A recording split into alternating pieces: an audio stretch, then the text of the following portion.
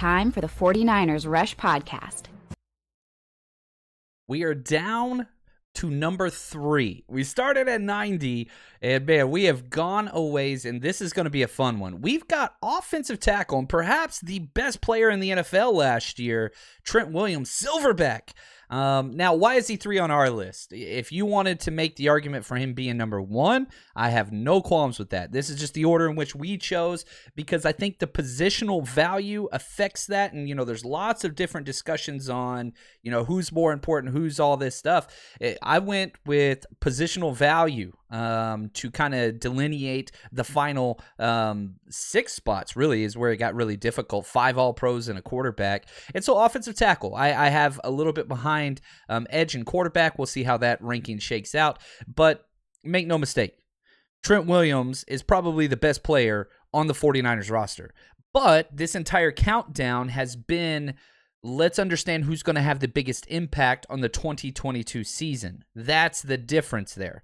Now, he wears jersey number 71, 6'5", 320 pounds. He might be a little bit bigger than that, to be honest with you. He's 34 years old. East Texas boy, played at Longview High School, the Lobos. Actually, same school as JaMycal Hasty, fellow 49er as well, even though there's a very large decade gap between the two. But I'll say this, as a former Texas high school football coach, I can tell you those East Texas players, they're different. It kind of combines the best of everything because you get the Louisiana type country mindset, work ethic, all those things with the Texas sports facilities and workout periods whenever you're in 7th grade and all those things. They're just it's different there. I'm telling you, man, it's different place, and really respect the products that they put out there and all the prospects that come out of there. I mean, it's a factory. But if we look at kind of who he is, we're going to go through a lot. We're going to see some highlights. We're going to go through who he is as a person, his amazing journey to get to the 49ers, what he's accomplished with the 49ers, plus looking forward, his new contract, what those salary cap numbers are, what a possible outlook for him in his career, where does he fit in the Hall of Fame conversation, and then more importantly than that, what is he going to need to do for the 2022 49ers to accomplish their goals?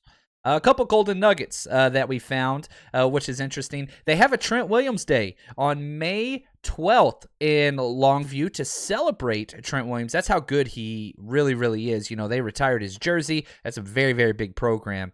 And, he is partnered with Nike to donate over 1,000 shoes to give to his elementary school in his hometown for kids of need and all those things. Now, some of the things that has made Trent Williams who he is: a very empathetic individual, great leader, team captain, takes a lot of players under his wing.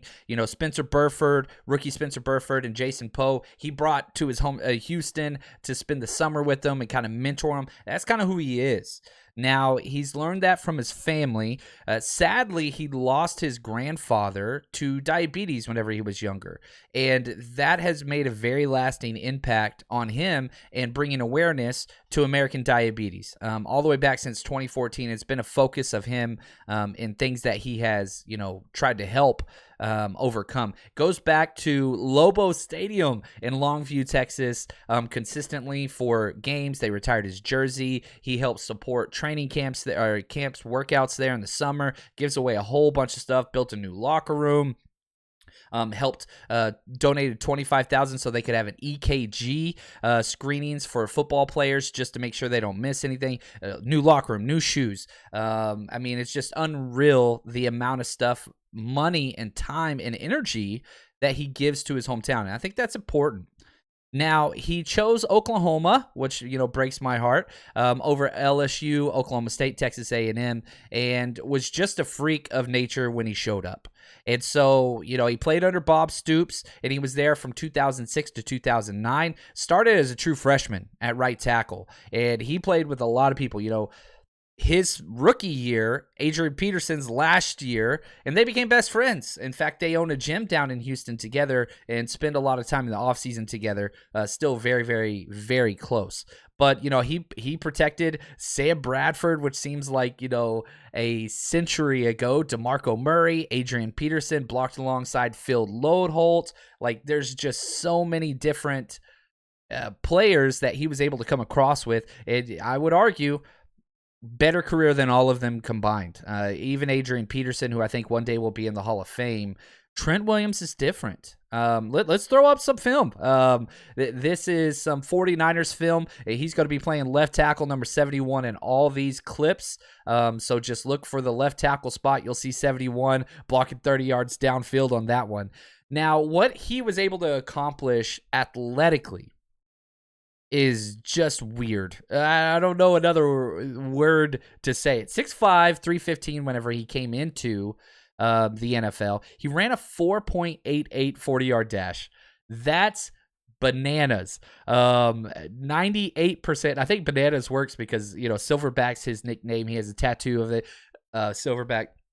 The documentary that was made on him overcoming cancer was called Silverback, and we'll detail that journey in a second. 34.5-inch vertical, top 97%, ran a 7.63 cone, 113-inch broad jump, top 92%. And, on mockdraftable.com, you can, compare these players athletically based on their combine workouts, who they are similar to. There's nobody similar to Trent Williams. And I mean nobody that's an offensive lineman. It doesn't fit. The closest comparable isn't even an offensive player. Greg Hardy, that's the type of athleticism that Trent Williams has, but he's got an extra 35 pounds. But if you're looking at metrics and the highest percentage, Greg Hardy, terrible person off the field. Trent Williams, great person off the field. But that doesn't mean that Trent hasn't had his hangups. He's had some issues. There's no doubt about it. He was drafted 4th overall in the first round to Washington. Guess who the offensive coordinator was? None other than Kyle Shanahan. And, they traded for him later, and we'll detail all of those things. But it's pretty crazy what he was able to get done whenever he arrived at Washington. The fact that he got drafted 4th overall, he stepped in as an offensive co-captain right off the bat. Him and Santana Moss were the 2 offensive captains his first year there, which is crazy to me. And, you look at he's had an up and down journey on some really bad teams, no doubt about it. Been suspended a lot. Week 14, he got suspended for 4 games after failing several performance-enhancing drug tests. Then in 2012, suffered a bone bruise, played through it. That same year, got hurt again and was elected single team captain. We had a right knee injury, played through it, got an MRI, all those things, another bone bruise, played through it. And this was kind of the issues that plagued his career with Washington. Several injuries, played through them all, several suspensions, but he just kept putting his body on the line. He does not like to miss time with injury. We've seen this with the 49ers. He'd rather play through it. And whenever everything kind of came push and shove with Washington, they didn't go to bat for him. And this was somebody that was, putting himself and playing through injuries despite being on some of the worst teams in the NFL. Now, he's made a ridiculous amount of Pro Bowls, 9 Pro Bowls in his career. And in the 2013 Pro Bowl, he goes, this is hilarious. He didn't get to play in the Pro Bowl because he got in a fight at a nightclub the night before with Richard Sherman and punched Richard Sherman in the face.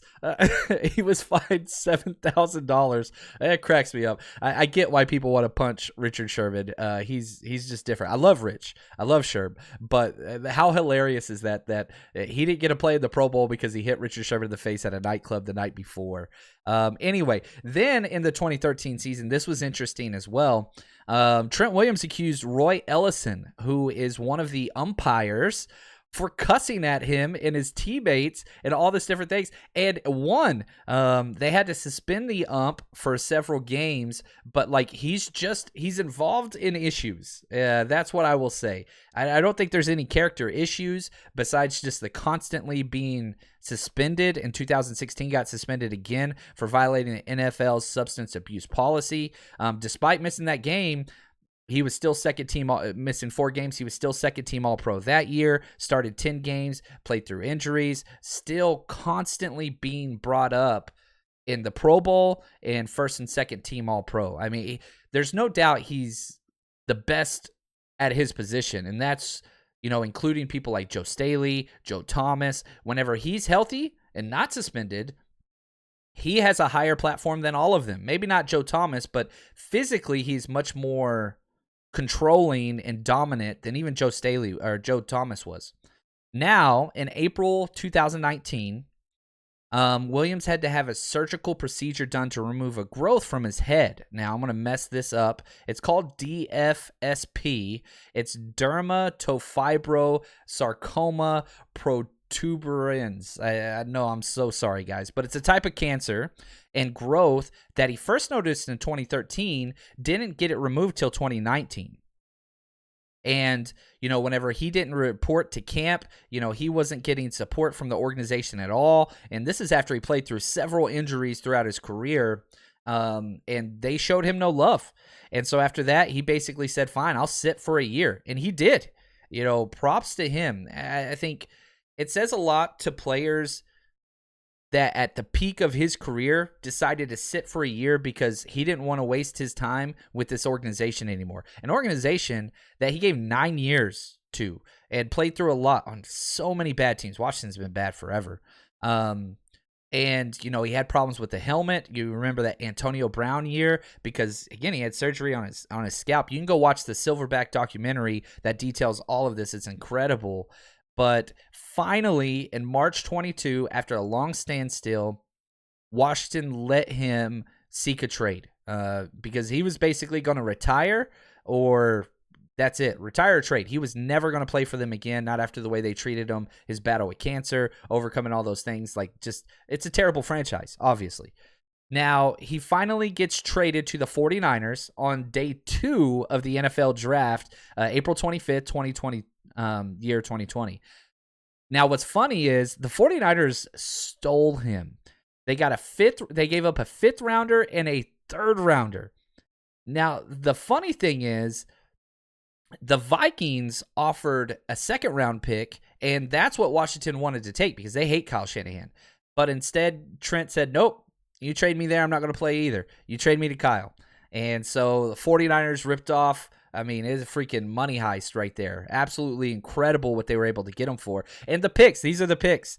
They gave up a 2025th rounder, number 156 overall. That's Keith Ishmael. And then they gave up a 2021 3rd round pick, number 74 overall, Benjamin St.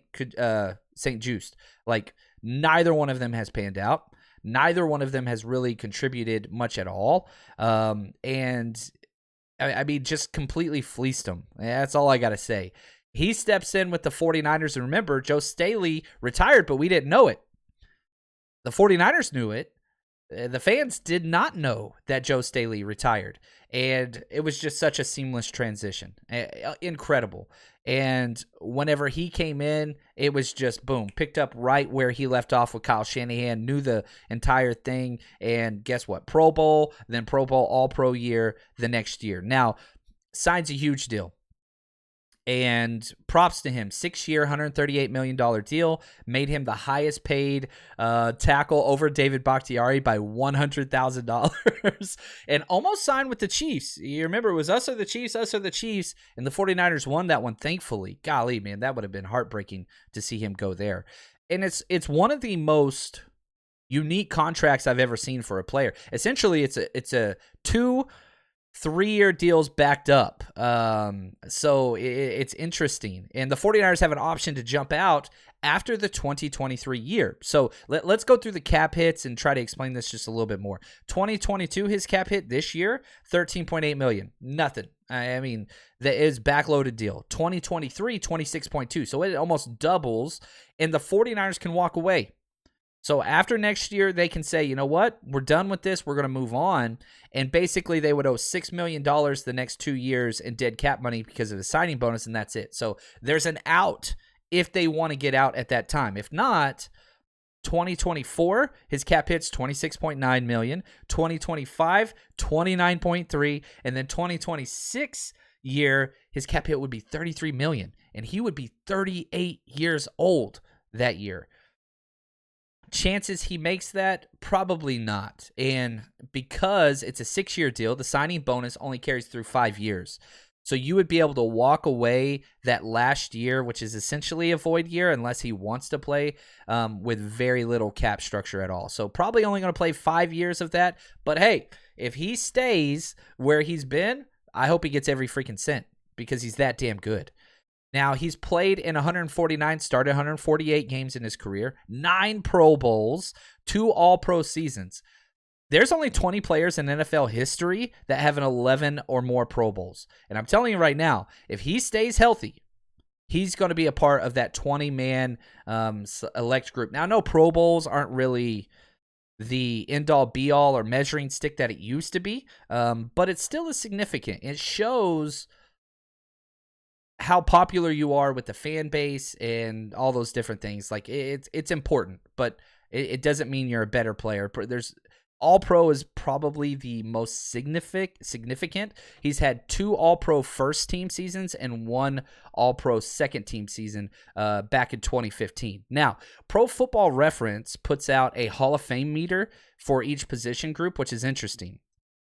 He's at a 52.3. All right, well, what's that mean? Tony Baselli, who just got into the Hall of Fame, had an 80.6 grade, and he had to wait 15 plus years before he got into the Hall of Fame. Joe Staley has a 64.4. Now, the difference between Staley and Trent Williams is that Staley was more consistent. Staley's played in 32 more games than Trent Williams played in, because remember, Trent Williams missed basically 2 years of his prime. But if Trent goes one more All-Pro season, I think eventually he'll get into the Hall of Fame. If he goes 2 All-Pro seasons and a Super Bowl, he'll get in first or second year, almost guaranteed. He's a Hall of Fame caliber player. There's no doubt about it. Yeah, again, the 99 Madden rating. He's one of 4 players, the first offensive lineman to ever get that rating. Like, he is respected throughout the entire NFL. There's no doubt about it. I think that helps. I really, really do. I think that kind of channels everything into this popularity, whatever else it is you're looking for. He's great. Now, what is it that the 49ers need from him for 2022? That's what this whole countdown's about. Stability and mentorship. And it's already begun, right? Spencer Burford, who's taken every single first-team snap with the offensive line group at right guard, he's taking him under his wing. The backup right guard, Jason Poe, same thing. Helping Aaron Banks, who lines up next to him, making it easy for that transition for him to step in starting. That's important. He is the captain of the team. Even when Debo was going through all of his contract stuff, Debo even said, Trent Williams is like a big brother to me. And when things got bad, we would talk and he'd calm things down, bring me back to the table. I mean, you could go as far to say, look, without Trent Williams, Debo's not here. Without Trent Williams, things change. It's incredible what he has done on the field, off the field. Who leads the team out of the locker room every time? Debo, Trent Williams. They're the leaders of this team, whether it's talking, whether it's character, whether it's energy, whether it's mentorship. It's incredible. I love Silverback, and he's going to allow Trey Lance to develop and blossom into what he could be. And I think the 49ers are so dang lucky. It cracks me up that they got one of the best players in the NFL for a 3rd and 5th round pick. And people would have complained about this front office. You got to be kidding me. Trent Williams is incredible. And I am very, very happy that he is on our team. And I'm excited to see number 71 out there for hopefully, I hope he finishes this contract. Probably going to get 3 more years. 4 to 5 years is probably what he's got left. And I'm totally fine with that. The best offensive lineman in the NFL comes in at number 3 for the 49ers. And I think that's a testament to just how good this roster is. I want to say thank you to Anthony, Josh. You guys have crushed it. Wonderful job as we go through this countdown. And man, we just got 2 more. Wonder who is going to be next.